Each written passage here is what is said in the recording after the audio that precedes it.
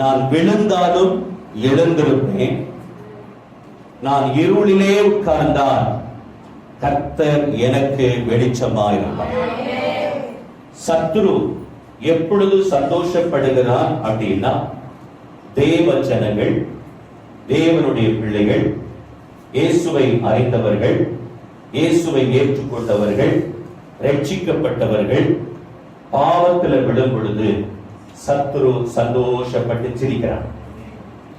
இந்த பாவத்துல தள்ளி விடுவதற்கு சத்துரு பல விதத்துல முயற்சிகளை பண்ணுகிறான். பல விதத்துல அவன் உபாய தந்திரங்களை நமக்கு விரோதமாக ஏவி நம்மை எப்படியாகிலும் ஏதோ ஒரு பாவத்துல, ஏதோ ஒரு காரியத்துல நம்மை விழத்தள்ள வேண்டும் என்பதுதான் சத்துருவனுடைய திட்டம். அதை அவன் செய்துவிட்டு அவன் சந்தோஷப்பட்டு என்ன செய்யறான்? கைதட்டி சிரிப்பான். அல்லேலூயா சொல்லுங்க பாப்போம். அல்லேலூயா. ஆண்டவர்கிட்ட போய் நிற்பான். என்ன சொல்லுவான் தெரியுமா? ஆண்டவரே, பாத்தீரா, உம்முடைய பிள்ளை, உம்முடைய மகன், அவனை நான் என்ன செஞ்சிட்டேன்? உம்முடைய மகள், அவளை நான் என்ன பண்ணிட்டேன்? பாவத்துல கீழே விழுந்து கிடக்கிறான் பார் அப்படின்னு சொல்லுவான். நம்மை குறித்தவன் குற்றப்படுத்துவான். ஆனால் நம்முடைய தேவன் நமக்காக வழக்காடுகிறதே. நம்முடைய ஆண்டவர் இயேசு கிறிஸ்து நமக்காக பரிந்து பேசுகிற ஆண்டவர். அல்லேலூயா. அவர் நமக்காக நம்மை நாம் விழும் பொழுது அவர் துக்கப்படுகிறார். ஒரு தேவ ஜனங்கள், தேவனுடைய பிள்ளைகள் ஒரு பாவத்தில் விழும் பொழுது தேவன் என்ன பண்றாரு? துக்கப்படுகிறார். ஆண்டவருடைய விருப்பம் என்ன? ஒருவேளை நம்முடைய வாழ்க்கையில நம்ம இப்ப நடந்து போயிட்டு இருக்கோம்னு வச்சுங்களேன், கால் தடுமாறி விழுந்துட்டோம். என்ன செய்வோம்? என்ன செய்வீங்க? ஏஞ்சிப்போம். அப்படின்னு எழுந்திருப்போம். அப்படித்தானே? ஏஞ்சிருப்போம், எழுந்திருப்போம். இல்லையே சொல்லுங்க. ஆமென். எழுந்திருக்கணும். ஆமென் சொல்லுங்க. அல்லேலூயா. எழுந்திருக்கணும். அப்ப எழுந்தா அடுத்த ஸ்டெப் போலாம். அப்படித்தானே? பாவத்தில் விழுந்துட்டோம். விழுவது என்பது மனித இயல்பு. ஆனா விழுந்து கிடப்பது என்பது சாத்தானுடைய இயல்பு, சாத்தானுடைய வேலை. விழுந்துட்டேன். விழுந்தவர் நம்ம என்ன செய்யணும்? எழுந்திருக்கணும். எழுந்திருக்கும் பொழுது கர்த்தர் என்ன பண்ணுவார் தெரியுமா? நமக்கு ஹெல்ப் பண்ணுவார், நமக்கு உதவி செய்வார். நம்ம எழும்பவே மாட்டோம் அப்படின்னா கர்த்தர் என்ன செய்ய மாட்டாரு? நமக்கு சப்போர்ட் பண்ண முடியாது. முடியுமா? முடியவே முடியாது. அல்லேலூயா சொல்லுங்க. ஹalleluya, ஹalleluya. அப்ப நம்ம எழும்பினா கர்த்தர் என்ன பண்ணுவாரு? நம்மளை தூக்கி விடுவார். அல்லேலூயா சொல்ல மாட்டீங்களா? ஹalleluya. அப்ப நம்ம எழும்பணும்னு கர்த்தர் விரும்புறார். நம்ம எழும்பாம இருக்கும் பொழுதுதான் கர்த்தர் துக்கப்படுகிறார். விழுந்துட்டான், விழுந்துட்டேன். அந்த பாவத்தில் என்ன செய்யக்கூடாது? இருக்கக்கூடாது, கிடக்கக்கூடாது. நம்ம என்ன செய்யணும் அப்படின்னா அப்படி எழுந்திருக்கணும்னு கர்த்தர் விரும்புகிறார். இன்னைக்கு நிறைய பேர் இந்த உலகத்தில் விழுந்தவர்கள் உண்டு. பைபிள்லையும் நிறைய பேர் விழுந்து போனவர்கள் உண்டு. ஆனா அவங்க விழுந்ததோட முடியல அவருடைய வாழ்க்கை. அவங்க மறுபடியும் எழுப்பி இருக்கிறாங்க. இன்னைக்கு தேவனுடைய பிள்ளைகளே, கிறிஸ்தவ வாழ்க்கையில சில டைம்ல சிலவங்களுக்கு சில சோர்வுகள், சலிப்புகள், சில பிரச்சனைகள் வந்து என்ன செய்வோம் அப்படின்னா சில டைம்ல விழுந்து போயிடும். எப்படி? ஆவிக்குரிய வாழ்க்கையை விட்டு, அந்த விசுவாசத்தை விட்டு, அந்த நம்பிக்கையை விட்டு நம்ம சில டைம்ல விழுந்து போவோம். ஆனா விழுந்து அப்படியே கிடக்கணும்னு நம்முடைய ஆண்டவர் விரும்புகிறதில்லை. வானத்திலிருந்து அக்கினி இறக்கி கர்த்தரை தேவன் என்று நிரூபித்து காண்பித்த எலியா ஒரு சாதாரண அந்த இசபேல் என்கிற ராஜாத்திக்கு பயந்து ஒரு சூறை செடியில போய் படுத்துட்டு, ஆண்டவரே நான் என் பிதாக்களை பார்க்கலும் நல்லவன் அல்ல, என் ஜீவனை எடுத்துக்கொள். என்ன பண்ணாரு? என்ன கேட்டாரு? அவர் ஜெபம் பண்றது பாருங்க. ஏன்னா சோர்வு, சலிப்பு, அவருக்குள்ள பெரிய சோர்வு வந்துச்சு. படுத்துட்டு கேட்கிறாரு, நான் செத்து போகணும்னு விரும்புறேன் ஆண்டவரே, என் ஜீவனை எடுத்துக்கொள். எத்தனை பேர் ஜெபம் பண்ணி இருக்கிறீங்க? ஆண்டவரே நான் இருக்கிறத விட செத்து போனோம் ஆண்டவரே அப்படின்னு. சில டைம்ல நமக்கு சோர்வுகள், சலிப்புகள் வந்துருது. அலையில சொல்ல மாட்டீங்களா? அல்லேலூயா, அல்லேலூயா. இந்த எலியாவுக்கு பதில் ஆண்டவர் என்ன சொன்னார் தெரியுமா? தேவதூதனை ஆண்டவர் அனுப்பினார். தேவதூதன் ஒரு பாத்திரத்தில் தண்ணீரும் அப்பமும் கொண்டு வந்தார்.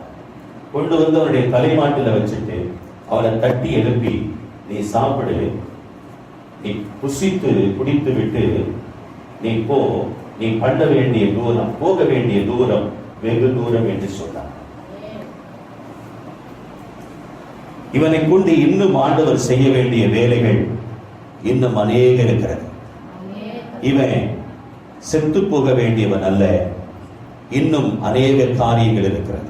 அல்லேலூயா. இவனை கொண்டு ஆண்டவர் இன்னும் பல காரியங்கள் செய்யணும்.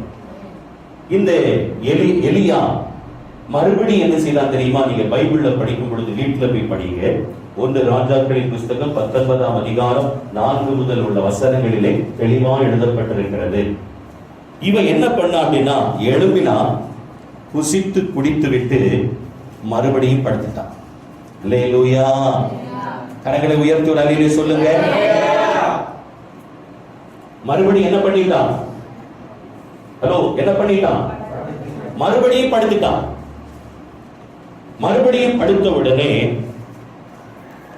மறுபடியும் 2ஆம் தரம் தூதன் என்ன பண்ணான் அப்படின்னா, சாப்பாடோடும் தண்ணியோடு வந்துட்டான். எவ்வளவு மகிமைன்னு பாருங்க. அது எலியாவினுடைய வாழ்க்கையில அவன் பெற்றிருந்தான். அப்பமும் தண்ணீரும் கொண்டு வந்து இதே போல தலைமாட்டில் வச்சுட்டு மறுபடியும் தட்டி எழுப்பி, டே எலியா எழும்புடா, நீ போக வேண்டிய தூரம் வெகு தூரம் அப்படின்னு மறுபடியும் சொல்றான். சொன்ன உடனே இவன் எழுந்தான், புசித்தான், குடித்தான். அவன் தேவனுடைய பர்வதம் மட்டும் 40 நாட்கள் புசியாமலும் குடியாமலும் நடந்து போனான். அல்லேலூயா. அவன் எழுந்து போன பொழுது கர்த்தர் அவனை கொண்டு பெரிய காரியங்களை செய்தார். ஆமென் சொல்ல மாட்டீங்களா? அல்லேலூயா, அல்லேலூயா, அல்லேலூயா. நீ சோர்வு சலிப்பை விட்டு எழும்பினா, ஆமென், இந்த எலியாவை கொண்டு அசைகளையும், ஆமென், யெகூவையும், ஆமென், எலிசாவையும் அபிஷேகம் பண்ணினார் தெய்வம். அல்லேலூயா சொல்லுங்க. இவன் போக வேண்டிய தூரம் வெகு தூரம்னு சொன்னாரே, இவன் செய்ய வேண்டிய ஊழியம் பெரிய ஊழியம்னு சொன்னாரே. எதை வச்சு சொன்னார் தெரியுமா? இவனுக்கு இன்னும் ராஜாக்களை அபிஷேகம் பண்ணணும், தீர்க்கதரிசிகளை அபிஷேகம் பண்ணணும். அந்த வேலை இருக்கிறது. ஆமென் சொல்ல மாட்டீங்களா? அவன் சோர்வம் சலிப்பு முற்று கிடக்கிறதை தேவன் விரும்பவில்லை. அவனை எழுந்து நடக்க வேண்டும் என்று கர்த்தர் விரும்பினார். ஆமென் சொல்லுங்க. ஹல்லேலூயா. சிலருடைய வாழ்க்கையில ஏதோ ஒரு பாவத்தை செய்து அந்த பாவத்திலே விழுந்து கிடக்கிறவர்கள் உண்டு. ஏதோ ஒரு பாவம், ஏதோ ஒரு காரியத்தில், ஏதோ ஒரு பாவத்துல நீங்க பைபிள்ல படிக்கும் பொழுது லூக்கா எழுதின சுவிசேஷம் அதனுடைய 15ஆம் அதிகாரம் அதனுடைய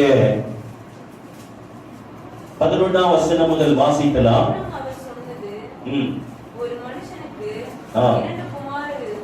ஒரு மனுஷனுக்கு 2 குமாரர்கள் இருந்தார்கள். அதில் அவர்களில் இளையவன் தகப்பனை நோக்கி, தகப்பனே, ஆஸ்தியில் ஒரு பங்கை எனக்கு தர வேண்டும் என்றார். அந்தபடியே அவன் அந்த ஆஸ்தியை தகப்பன் பங்கிட்டு கொடுத்தான். பங்கிட்டு கொடுத்த உடனே இந்த இளையகுமாரன் என்ன பண்றான் அப்படின்னா, அந்த சில நாட்களுக்கு பிறகு இந்த சொத்தை எல்லாம் எடுத்துட்டு, எல்லா பணத்தையும் எடுத்துட்டு எங்க போறான்? தூர தேசத்துக்கு போனான். தூர தேசத்துல போய் எப்படி வாழ்ந்தான்? துன்மார்க்கமாய் வாழ்ந்தான். அந்த வசனம் சொல்லுகிறது எப்படி வாழ்ந்தான்? துன்மார்க்கமாய் ஜீவனம் பண்ணி தன்னுடைய ஆஸ்தியை அழித்து போட்டான். அல்லேலூயா சொல்லுங்க. அல்லேலூயா. தன்னுடைய ஆஸ்தியை என்ன பண்ணினான்? அழிச்சு போட்டான். இன்றைக்கு ஒரு மனிதன் பாவத்திலே விழுந்து துன்மார்க்கமாய் வாழும்போது அவன் என்ன பண்றான்? தன்னுடைய ஆஸ்தியை அழித்து போடுகிறான். தேவ பிரசன்னத்தை இழந்து விடுகிறான். தேவ மகிமையை இழந்து விடுகிறான். பெற்றுக்கொண்ட ரட்சிப்பை இழந்து விடுகிறான். இந்த மனிதன், இந்த இளையகுமாரன் தன்னுடைய தகப்பனை விட்டு தூரம் போய் தூர தேசத்தில் துன்மார்க்கமாய் வாழ்ந்து இவன் செய்யாத அநியாயம் பேசிக்கிற இடத்துல எல்லாம் போனான். பல காரியங்களை பண்ணினான். இப்போ இவனுடைய வாழ்க்கையில பாத்தீங்கன்னா எல்லாத்தையும் செலவழிச்ச பிறகு என்ன வந்துச்சு தெரியுமா? என்ன வந்துச்சு? பைபிள் படிக்கிறதே இல்லை. நீங்க சொல்லுங்க. பஞ்சம் வந்துச்சு. என்ன வந்துச்சு? பஞ்சம் வந்துச்சு. பஞ்சம் வந்த உடனே இப்போ இவனுக்கு வேலை தேட ஆரம்பிச்சான். முன்னாடி எப்படி இருந்தான்? பணக்காரனா இருந்தான். 10 பேரை வச்சு வேலை வாங்குறான். இப்ப என்ன பண்றான் அப்படின்னா எல்லாத்தையும் இழந்துட்டான். எதனால இழந்தான்? பாவத்தினால இழந்தான். அல்லேலூயா. இப்ப இழந்த பொழுது இவன் என்ன செய்யறான் அப்படின்னா வேலை தேட ஆரம்பிச்சான். இவனுக்கு என்ன வேலை கிடைச்சு தெரியுமா? பன்னி மேய்க்கிற வேலை. அல்லேலூயா. பந்தி மேய்க்கிற வேலை கிடைச்சிச்சு. இப்போ பந்தி தின்னக்கூடிய தவிர்த்து தின்னும்படி எத்தனை பண்ணினான்? எவ்வளவு பஞ்சம் பச்சுங்க, எவ்வளவு கொடுமைன்னு பாருங்க. பந்தி தின்னக்கூடிய அந்த தவிர்த்த தின்னும்படி எத்தனை பண்ணினான்? அது கூட கிடைக்கல. இப்பதான் என்ன வந்துச்சு அவனுக்கு? புத்தி வந்துச்சு. என்ன வந்துச்சு? ஹலோ, இப்பதான் என்ன வந்துச்சு? புத்தி வந்துச்சு. புத்தி தெளிந்த போது, அல்லேலூயா, புத்தி தெளிந்த போது தகப்பனுடைய வீட்டை பார்த்தான். எங்க பார்த்தான்? பரம தகப்பன் அப்பதான் பார்த்தான். அல்லேலூயா. இதுவரைக்கும் பார்க்காதவன், இதுவரைக்கும் அவரை பற்றி நினைச்சே பார்க்காதவன், நான் தானே பார்த்துக்கலாம் கெத்து. அல்லேலூயா. இருதயத்தை கடினப்படுத்துறது. அடிக்கடி கடிந்து கொள்ளப்பட்டும் தன்னுடைய இருதயத்தை கடினப்படுத்துகிற மனுஷன் என்ன பண்ணுவானா? சகாயமின்றி சடுதியில் விழுவான். விழுந்து டேசாமா. அதை நான் சொல்லல. அல்லேலூயா சொல்லுங்க. அல்லேலூயா. கடிந்து கொள்ளப்படும் பொழுது, இன்னைக்கு எச்சரிக்கப்படும் பொழுது நீ மனம் திரும்பினேன்னா கர்த்தர் உன்னை ஆசீர்வதிப்பார். அல்லேலூயா. அல்லேலூயா. இருதயத்தை கடினப்படுத்தணும் அப்படின்னா கர்த்தர் நம்மளை ஆசீர்வதிக்கவே முடியாது. நல்லா புரிந்து கொள்ளணும். இவன் புத்தி தெளிந்த பொழுது இவன் என்ன நினைச்சான் தெரியுமா?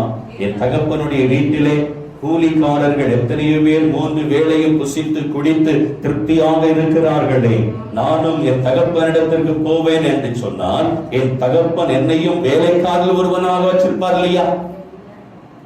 ஆனா தகப்பனோ அடிக்கடி வெளியே வந்து பார்த்துட்டு இருக்கிறான். எதுக்கு வந்து பார்த்துட்டு இருக்கிறான்?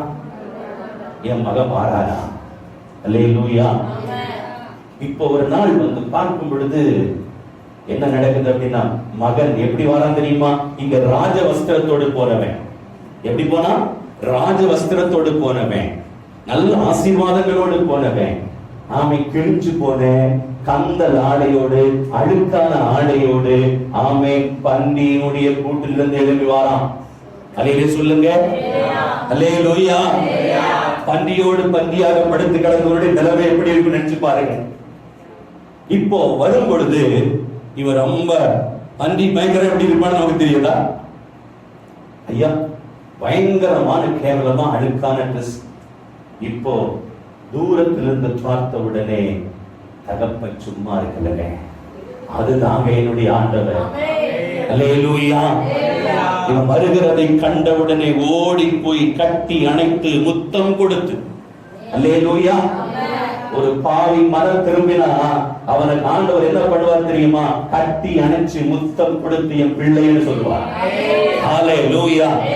தெய்வ பிள்ளையே, நீ பாவத்தை விட்டு மனம் திரும்பினா, ஏதோ ஒரு காரியத்தில் நீ விழுந்து கிடக்கலாம். இன்னைக்கு நீ மனம் திரும்பினா, ஆமென், ஏதோ ஒரு செல்போன்ல ஒரு பாவத்துக்கு விழுந்து கிடக்கலாம், ஏதோ ஒரு காரியத்துக்கு விழுந்து கிடக்கலாம், இல்ல ஏதோ ஒரு விஷயத்துக்கு நீ விழுந்து கிடக்கலாம். இன்னைக்கு நீ மனம் திரும்பினா, ஆமென், கர்த்தர் உன்னை என்ன பண்ணுவார் தெரியுமா? என் பிள்ளை வந்திருக்கிறான் அப்படின்னு சொல்லுவார். ஹல்லேலூயா, ஹல்லேலூயா. இவனை கட்டி அணைத்து முத்தம் கொடுத்து உடனே வேலைக்காரல கூப்பிட்டு சொல்றான், என் பிள்ளை வந்துட்டான், இவனுக்கு உயர்ந்த வஸ்திரங்களை கொடுத்துங்கள். அழுக்கான வஸ்திரத்தை எடுத்து போட்டு ஆமென் ரட்சிப்பின் வஸ்திரத்தை கொடுத்துவார். நீ இழந்து போன ரட்சிப்பை மறுபடியும் தருவார். ஆமென் சொல்லுங்க. அடுத்து என்ன செய்தார் தெரியுமா? இவனுக்கு கைக்கு மோதிரத்தை கொடுத்தார். ஆமென் சொல்லுங்க. மோதிரம் எதை குறிக்கிறது தெரியுமா? பரிசுத்த ஆவியை கொடுப்பார். நீ முத்திரையாய் பெற்றுக்கொண்ட பரிசுத்த ஆவியை கொடுப்பார். நீ இழந்து போன வல்லமையை கொடுப்பார். நீ இழந்து போன அபிஷேகத்தை பெற்றுக் கொள்வார். அடுத்து என்ன கொடுப்பார் தெரியுமா? ஆமென் செருப்பு, அதாவது ஷூ கொடுப்பார். என்ன ஷூ தெரியுமா? நீ எல்லாருக்கும் முன்னாடி சுவிசேஷம் சொல்லிட்டு இருந்த, இனி நீ சுவிசேஷம் சொல்லுகிற மனிதனாய் கர்த்தரை மாற்றுவார். ஆமென் சொல்ல மாட்டீங்களா? ஹல்லேலூயா, ஹல்லேலூயா, ஹல்லேலூயா. பிரியமானவர்களே, பாவத்தை விட்டு எழும்பினார் கர்த்தர் நம்மளை என்ன பண்ணுவார் தெரியுமா? வேதம் சொல்லுகிறது. ஆமென். ஏசாயா தீர்க்கதரிசன புத்தகம் 52ஆம் அதிகாரம் அதனுடைய 1-2 வசனங்களை ஒருவர் வாசிக்கலாம். எழும்பு எழும்பு சீயோனே, உன் வல்லமையை தரித்துக்கொள். பரிசுத்த நகரமாகிய எருசலேமே, உன் அலங்கார வஸ்திரத்தை உடுத்திக்கொள். விருத்த சேதனம் இல்லாதவனும் அசுத்தனும் இனி உன்னிடத்தில் வருவதில்லை. அல்லேலூயா. ஆண்டவர் எழும்பும் போது அடுத்த வசனம் சொல்லுகிறது, தூசியை உதறிவிட்டு எழுந்திரு. ஆமென் சொல்லுங்க. நம்ம மேல சில அழுக்கு ஒட்டி இருக்குது, அந்த அழுக்க தள்ளி விட்டுட்டு, அந்த தூசியை தட்டி விட்டுட்டு, நமக்கு மேல தூசி பட்டா என்ன பண்ணுவோம்?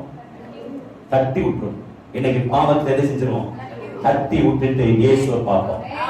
எழும்பணும் அப்படின்னா, அந்த பாவம் வேண்டாண்டவரே, அந்த விஷயம் வேண்டாண்டவரே அப்படின்னு எழும்பினோம்னு வச்சுங்களேன், இன்னைக்கு கர்த்தர் என்ன பண்ணுவார் தெரியுமா?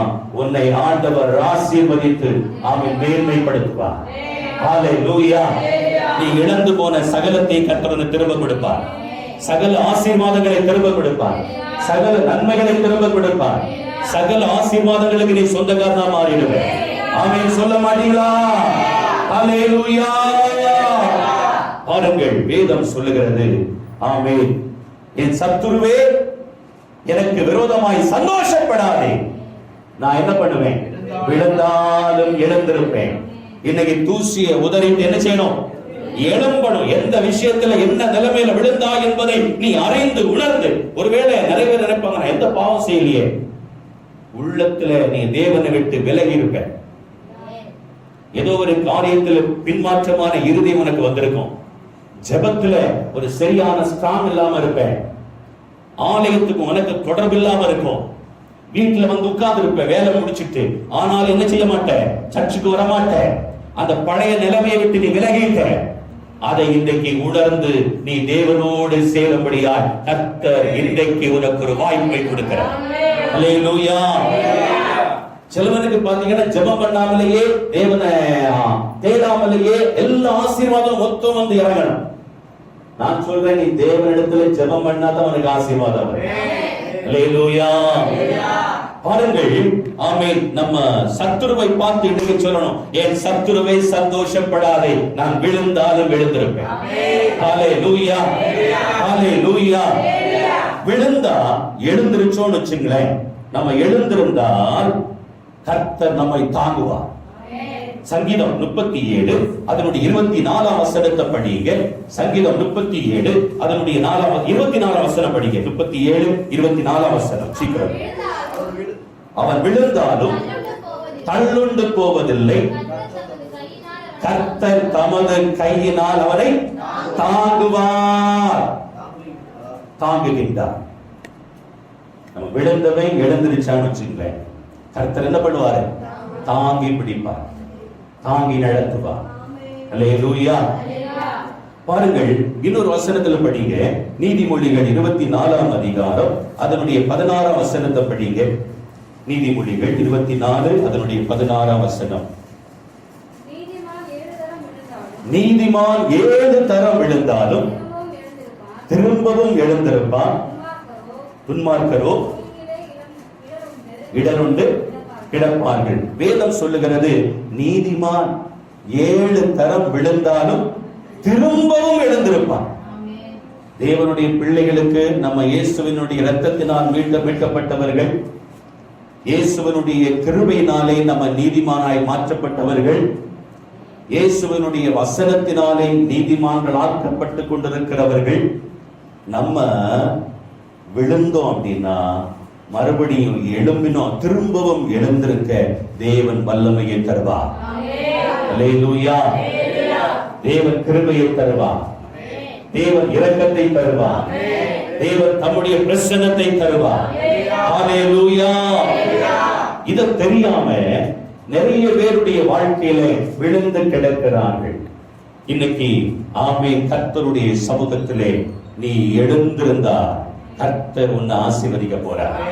கர்த்தர் உன்னை தாங்கி பிடிக்க போகிறார். கர்த்தர் உனக்கு சப்போர்ட் பண்ண போகிறார்.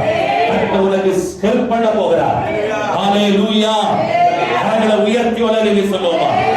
கரங்களை அசைத்து வலலிலே சொல்லுவோமா? ஹalleluya. பிரியமானவர்களே, ஆமென். நம்ம விழுந்தவங்க எழும்பணும். கர்த்தர் இரக்கமா இருப்பார். அவர் என்ன செய்வார் தெரியுமா? நம்மளை எழும்பி பிரகாசிக்க பண்ணுவார். வேதம் சொல்லுகிறது, ஏசாயா 60:1 படிக்கிறோம், எழும்பி பிரகாசி, உன் ஒளி வந்தது, கர்த்தருடைய மகிமை உன்மேல் உதித்தது. எழும்பி பிரகாசி, உன் ஒளி வந்தது. கர்த்தர் தம்முடைய மகிமையை வெளிப்படுத்துவார், மகிமையை உன்மேல் வெளிப்படுத்துவார், கர்த்தருடைய இரக்கத்தை வெளிப்படுத்துவார், கிருபையை வெளிப்படுத்துவார். ஆண்டவர் சஞ்சலப்படுத்தினாலும் உன்னை கைவிட மாட்டார். ஆண்டவர் தம்முடைய கிருபையினால் உன்னை தாங்கி ஆண்டவர் நடத்துவார். ஹalleluya. பாருங்கள், அப்போ எழும்பணும். எழும்பினா அடுத்த வசனத்துல சொல்லப்பட்டிருக்கிறது, என் சத்துருவை எனக்கு விரோதமாய் சந்தோஷப்படாதே, நான் விழுந்தாலும் எழுந்திருப்பேன், நான் இருளிலே உட்கார்ந்தால் கர்த்தர் எனக்கு வெளிச்சமா இருப்பார். என்ன பண்ணுவார்? வெளிச்சமா இருப்பார். நம்ம இருளில நம்மளை உட்கார வைக்கிறவன் யார் தெரியுமா? சாத்தானுடைய வேலை. ஆனா நம்மளை வெளிச்சத்துல கொண்டு வருகிற வேலை கர்த்தருடைய வேலை. ஆமென். கர்த்தர் நம்ம என்ன பண்ணுவார் அப்படின்னா, வேதம் சொன்ன நம்ம எழுந்தோம் அப்படின்னா ஒரு விஷயத்தை விட்டு எழுந்தோம், ஆண்டுடைய பிரசன்னத்துல நம்ம வந்துட்டோம் அப்படின்னா நம்முடைய இருளை கர்த்தர் வெளிச்சமாய் மாற்றுவார். நம்முடைய இருள் எல்லாம் மாறி போகும். நமக்குள்ள இருக்கிற இருள் மாறி ஒரு வெளிச்சம் பிரகாசிக்கும். வேதம் சொல்லுகிறது, சங்கீதம் 27ஆம் அதிகாரம் அதனுடைய 1ஆம் வசனத்தை ஒருவர் வாசிக்கலாம். கர்த்தர் என் வெளிச்சமும் என் இரட்சிப்புமானவர், யாருக்கு பயப்படுவேன்? கர்த்தர் என்னுடைய ஜீவனின் பலனானவர், யாருக்கு அஞ்சுவேன்? அல்லேலூயா சொல்லுங்க. கர்த்தர் எனக்கு வெளிச்சமும் எனக்கு இரட்சிப்புமானவர், யாருக்கு பயப்படுவேன்? கர்த்தருடைய ஜீவனும் பலனுமானவர், யாருக்கு அஞ்சுவேன்? சத்துருவை கண்டு நீ பயப்படுறியா? பயப்பட வேண்டாம். இன்னைக்கு நீ கர்த்தருக்காக எழும்பினா, ஆமென், கர்த்தர் உனக்கு வெளிச்சமா இருப்பார். ஹalleluya. கர்த்தர் உனக்கு வெளிச்சமாய் மாறுவார். இன்னைக்கு ஆண்டவரை பார்த்து சொல்லணும், என் தேவன் எனக்கு வெளிச்சமா இருக்கிறார், என் கர்த்தர் எனக்கு அவன் இரட்சிப்பா இருக்கிறார். சாத்தானை பார்த்து இன்னைக்கு சொல்லணும், சாத்தானே, நீ என்னை இருளில உட்கார வச்ச, நான் வெளிச்சத்துல வர விரும்புகிறேன். கர்த்தர் இன்னைக்கு என்னை வெளிச்சமாய் மாற்ற விரும்புகிறார். ஆமென். உனக்குள்ள இருக்கிற இருள் வெளியே போகுது இயேசுவின் நாமத்துல. ஆமென். சொல்ல மாட்டீங்களா? அல்லேலூயா. பாருங்க, வேதம் சொல்லுகிறது, ஏசாயா 9 அதனுடைய 2ஆம் வசனத்தை படிச்சு பாருங்க. இருளில் நடக்கிற ஜனங்கள் பெரிய வெளிச்சத்தை கண்டார்கள், மரண இருளின் தேசத்தில் குடியிருக்கிற மேல் வெளிச்சம் பிரகாசித்தது. அப்ப இருளில் இருக்கிற ஜனங்கள் என்ன கண்டார்கள்? பெரிய வெளிச்சத்தை கண்டார்கள். இன்னைக்கு இருளை விட்டு நீ வெளியே வருவதற்கு உன்னை ஒப்பு கொடுத்தேன்னு சொன்னா, அர்ப்பணிச்ச அப்படின்னா கர்த்தர் உனக்கு வெளிச்சமாய் மாறுவார். கர்த்தர் உன்னுடைய இருளை மாற்றுவார். அது பாவ இருளா இருக்கலாம், சாப இருளா இருக்கலாம், அந்த காலத்தினுடைய இருளா இருக்கலாம், சாத்தானுடைய இருளா இருக்கலாம். அந்த இருளை கர்த்தர் இன்னைக்கு வெளிச்சமாய் மாற்ற விரும்புகிறார். அல்லேலூயா. பைபிள் சொல்லுகிறது, ஆமென், எந்த மனுஷனையும் உலகத்தில் வந்து எந்த மனுஷனையும் பிரகாசிக்கிற ஒளியே அந்த மெய்யான ஒளி. அல்லேலூயா. அந்த மெய்யான ஒளி. ஆமென். ஆண்டவர் சொன்னார், நானே உலகத்திற்கு வெளிச்சமா இருக்கிறேன். என்னை பின்பற்றுகிறவன் இருளில் இல்லாமல் வெளிச்சத்தை கண்டடைவான். அல்லேலூயா. ஆண்டவரை பின்பற்றுவதற்காக நீ ஒப்பு கொடுத்தேனா, ஆண்டவரை ஏற்றுக்கொண்டு ஆண்டவரை ஆராதிக்க மாத்திரமல்ல, ஆண்டவருக்கு பின் செல்வதற்கு நீ அர்ப்பணிச்சேனா, ஆண்டவர் உனக்கு என்ன செய்வார் தெரியுமா? நீ இருளில் இருக்க மாட்ட, நீ வெளிச்சமா மாறிடுவ. உன் வாழ்க்கை இருளா இருக்கிற வாழ்க்கை வெளிச்சமாய் மாறும். ஆமென் சொல்லுங்க. அல்லேலூயா. பிரியமானவர்களே, ஆமென், வேதம் சொல்லுகிறது, ஆமென், இயேசு கிட்ட வந்துட்டோம்னு வச்சுக்கலேன், இயேசு கிட்ட நம்ம ஒட்டி சேர்ந்துட்டோம் அப்படின்னு வச்சுக்கலேன், ஆண்டவர் என்ன பண்ணுவார் அப்படின்னா, ஆமென், ஏசாயா 50ஆம் அதிகாரம் அதனுடைய 10ஆம் வசனத்தை படிங்க. அந்த சங்கீதம் 18ஆம் அதிகாரம் அதனுடைய 28ஆம் வசனத்தை படிங்க. சங்கீதம் 18:28. தேவரீர் என் விளக்கை ஏற்றுவீர், என் தேவனாகிய கர்த்தர் என் இருளை வெளிச்சமாக்குவார். அல்லேலூயா சொல்லுங்க. உனக்குள்ள இருக்கிற அந்த இருளை போக்குவதற்கு நீ ஆண்டவர் கிட்ட வந்துட்டேன்னா, மனம் திரும்பிட்டேன்னா, உன் பாவத்தை அறிக்கை செஞ்சிட்டீங்கன்னா, ஆண்டவர் என்ன பண்ணுவார் தெரியுமா?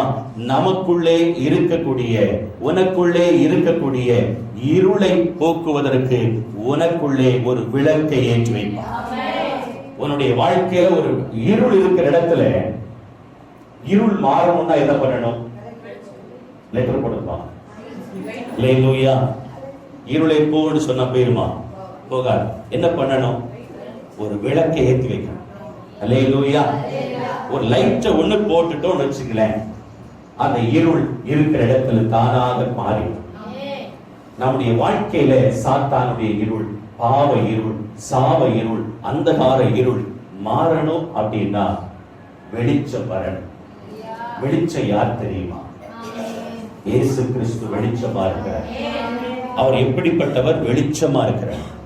எந்த மனுஷனையும் பிரகாசிக்கிற ஒளியே அந்த மெய்யான ஒளி. அந்த ஒளி இருளிலே பிரகாசிக்கிறது. இருளானது அதை பற்றி கொள்வதில்லை. இருளுக்கும் ஆமென் வெளிச்சத்துக்கும் சம்பந்தமே கிடையாது.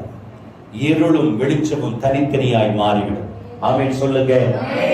இருள் எந்த ஒரு இருளையும் போக்கக்கூடிய ஆமென் மெய்யான ஒளிதான் நம்முடைய ஆண்டவர் இயேசு கிறிஸ்து. இன்னைக்கு நம்முடைய இருதயத்துல ஆண்டவர், இன்னைக்கு ஒருவேளை அந்த நிறைய பேருக்கு விளக்கு திரி, விளக்கு தண்டு ஆமென் கொஞ்சம் கரித்திரி பிடிச்சிருக்கலாம். கருந்திரி பிடிச்சிருக்க பாத்துறீங்களா? எத்தனை பேர் சிம்மினி விளக்கு யூஸ் பண்ணியிருக்கிறீங்க? யூஸ் பண்ணிருக்கீங்க. சிம்மினி விளக்கு யூஸ் பண்ணிக்கிறதுல அந்த எரிஞ்சிட்டே இருக்கும். கீழே எண்ணெய் இருக்கும், கிளி மேலே இருக்கும். எரிஞ்சிட்டே இருக்கும்போது அப்படியே கொஞ்ச நேரம் இல்லைன்னா ஒரு நாள் அப்படி போயிட்டு அடுத்த நாள் என்ன செய்யும்? அப்படியே கருந்திரி பிடிச்சிருக்கும். நீங்க எவ்வளவு பத்த வச்சாலும் என்ன செய்யாது? எரிய. என்ன பண்ணணும் தெரியுமா? அந்த கருந்திரியை கொஞ்சம் குடிச்சிட்டு அப்புறம் நீ பார்த்தேன்னா பத்த வச்சேன்னு வச்சுக்கோ, அது அப்படியே எரியும். நிறைய பேருக்கு கருந்திரி பிடிச்சிருக்கு. அல்லேலூயா. நிறைய பேருக்கு ஒரு உற்சாகம் இல்லை, தெய்வத்தை தேட முடியல. என்ன வாழ்க்கை அப்படின்ட்டு இருக்கிறவங்க உண்டு. பாஸ்டரே நீர் சொல்லு, நான் கேட்கிறேன். கேட்டுட்டு போய் மறுபடியும் பாவம் செய்கிறேன், அவளையே விடு அப்படின்னு நினைச்சிட்டு இருக்கிறவங்களும் உண்டு.